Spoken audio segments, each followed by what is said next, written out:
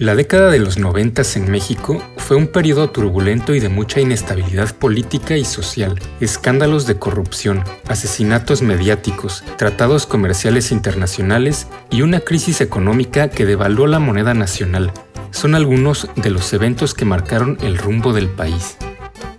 Por su parte, el cine mexicano comenzó una compleja etapa de reestructuración que se caracterizó por una apertura al sector privado, lo cual en principio permitió el surgimiento de producciones de mayor calidad y una visión más crítica e independiente al Estado, aunque, por otro lado, esto llevó al cine nacional a sus números más bajos de producción anual de largometrajes. Bajo este clima social de decepciones y promesas a una falsa prosperidad, el cine mexicano trataba de generar una nueva identidad visual que reflejara los cambios y transiciones, abarcando un espectro más amplio de la sociedad. El Patrullero es una joya del cine mexicano independiente, estrenada en 1991, dirigida por el cineasta Alex Cox, quien, después de ser relegado a la lista negra en Hollywood, decidió aventurarse en el cine independiente con financiación japonesa y producción mexicana. El resultado fue una película cruda, realista y sumamente crítica que nos sumerge en las problemáticas sociales de México. Alex Cox es un director británico que saltó a la fama en los años 80 con películas de culto como Repo Man y Sid and Nancy, esta última sobre la vida del bajista de los Sex Pistols, Sid Vicious. Sin embargo, después de algunos desencuentros en Hollywood, especialmente por su película Walker, que criticaba abiertamente la intervención estadounidense en Nicaragua, Cox fue prácticamente excluido de la industria. El Patrullero marcó un giro en su carrera, alejándose de los grandes estudios y acercándose a historias más personales y locales. El guión estuvo a cargo de Lorenzo O'Brien, un peruano radicado en México que más tarde se haría famoso por producir la exitosa serie Narcos. La historia está basada en las memorias y anécdotas de un expatrullero que trabajó como chofer de producción en otro proyecto de Cox en la Sierra Madre. Que no quede huella, que no quede huella. La película nos cuenta la historia de Pedro Rojas, interpretado de manera magistral por el actor Roberto Sosa. Pedro es un joven cadete recién egresado que es enviado a patrullar las solitarias carreteras del norte de México.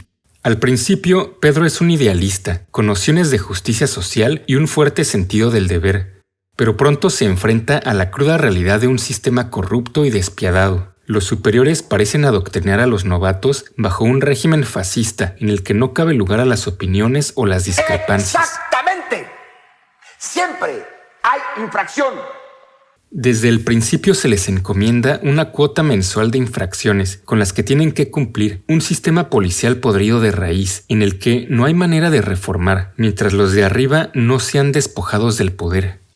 Al igual que el debut como director de Alex Cox, la película de culto sobre un embargador de autos, Repo Man, El Patrullero, filmada en los impresionantes paisajes de Sonora, Zacatecas y Durango, adquiere el estilo de una road movie, pues la trama se desarrolla a bordo de la patrulla en la que Pedro recorre cotidianamente el horizonte semidesértico de las solitarias carreteras.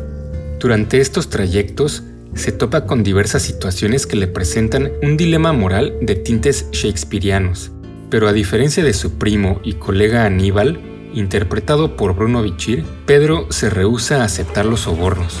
¡Pedrito, nos mandaron a cubrir el mismo infierno! A pesar de su baja estatura, Pedro afronta con el pecho en alto todas sus vicisitudes. La película recae en los hombros del actor, pues la cámara lo sigue prácticamente en la totalidad de las escenas. En otro curioso episodio, detiene en la carretera a una camioneta que traslada un número excesivo de peones. La terrateniente resulta ser una mujer llamada Griselda y, en un acto que se podría ver como un intento de seguir las convenciones sociales y encajar en el sistema, se termina casando con ella. El estilo cínico de comedia negra y sátira que el director inglés mostró en trabajos previos se nota mucho más contenido al abordar la historia y problemáticas de un país ajeno al suyo. La cinta es construida a través de viñetas que se cuentan de forma realista, con momentos de comedia y ciertos chispazos de surrealismo. De perfecta manufactura, la cámara en mano sigue de cerca a los actores con gran fluidez, optando por planos secuencia largos que destacan del común de los filmes genéricos. El estilo visual del filme recuerda a directores como Sam Peckinpah, quien también filmó varias de sus obras en México, como The Wild Bunch. Además, tiene ese toque de bajo presupuesto que nos hace pensar en los antihéroes de Abel Ferrara. Es una película que no teme mostrar la sordidez y la injusticia, pero lo hace con una narrativa tan fluida que te mantiene enganchado de principio a fin. Otros temas que toca la película son la violencia doméstica, la inoperancia y condescendencia de las instituciones, la prostitución y sobre todo, ya en la segunda mitad de la película, el tema del narcotráfico y los contrabandistas norteamericanos, un tema que no ha hecho más que agudizarse con el paso de los años. Si bien la película no es construida con un final climático al estilo hollywoodense, es un final irónico y perfecto que muestra el desencanto absoluto de un joven que inició su profesión lleno de ilusiones e ideales.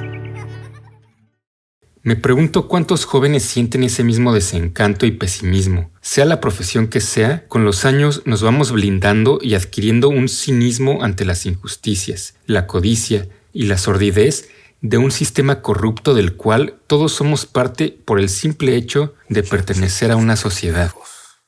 Pero, como dijera la frase célebre, aquí es la ley de Herodes, o te chingas o te jodes. A partir del parteaguas de censura que significó el estreno de Rojo Amanecer, un filme que retrataba por primera vez los acontecimientos ocurridos en la masacre de Tlatelolco en 1968, se empezaron a filmar películas con temáticas de denuncia social y crítica al gobierno. El Patrullero o El Bulto de Gabriel Retes, a inicio de los 90s, sentaron las bases a posteriores éxitos del cine mexicano, como la popular comedia satírica de corrupción del director Luis Estrada, La Ley de Herodes, estrenada en 1999, la cual contó con las actuaciones de Damián Alcázar y Pedro Armendáriz Jr., además de una participación especial del propio Alex Cox como el gringo Robert Smith. No. We Americans also like dictatorships like yours. Y hablando de películas de culto rodadas en México, te dejo el video de la película Bring Me the Head of Alfredo García, del director californiano Sam Peckinpah.